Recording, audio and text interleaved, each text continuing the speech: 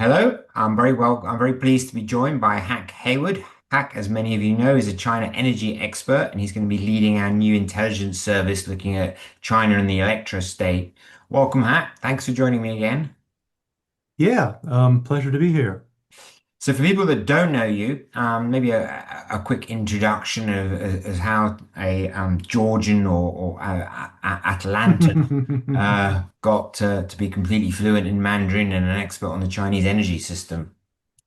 Yeah. Well, I headed west for college, did undergraduate degree in Texas, and then kept going west across the Pacific, did a master's degree in China. Yeah. It sounds like an odd choice, but this was in the middle of the financial crisis, and China was considered to be the upcoming thing. It's So certainly been really, upcoming. yeah, right. The China was considered to be sort of the future, right? I think many in the West today mistakenly see China as the adversary. Mm. It's morphed from future to adversary. And there's really a misconception about the opportunities for Western business and business from Japan and Korea, opportunities for foreign companies, let's say, in China, Ah, especially in the energy industry, where there's a strong demand for expertise in smart grids and new application technologies. So I think, as in many other industries, China has built up the hardware. They've built it at scale and they've decreased their unit prices. The question now is, what's the most efficient way to operate it? What kind of software do we need? What kind of market mechanisms do we need? And so it's a two-way street. Many foreign companies are interested in how China was able to achieve the uh, the initial components of the electrostate, large-scale adoption of EVs, large-scale adoption of renewables, and yet there are still huge inefficiencies in the economy. How much of these are due to central planning, and then again, how much of the industry exists because of central planning? mhm. So that's something we can dig into later. Yeah. And what have you, I mean, you've been working in China for 15 years and you're working as a consultant, etc. And you're kind of your ability, I guess, to really understand what's going on. Can you tell me a little bit about what your network is, your process? Yeah, well, I think the foundation is really sort of three things that I think I've been able to put together. The first one is language ability.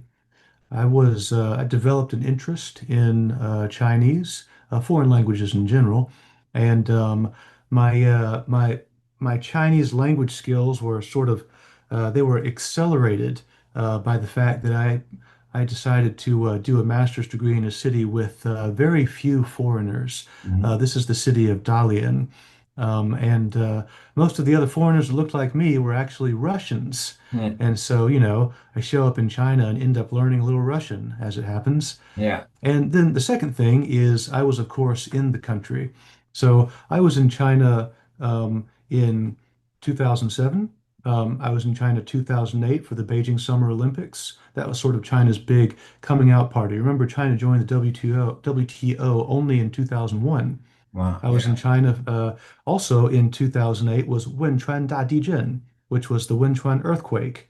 And so I was able to go with some friends and volunteer in Sichuan province, Right. which was yeah, that was a very moving experience. A lot of people don't even remember that earthquake, but it Mm. was in my formative years. In 2010, 2010 is the year when the urbanization rate in China exceeded 50% for the first time in world history, right? The Chinese like to say their country has 5,000 years of history.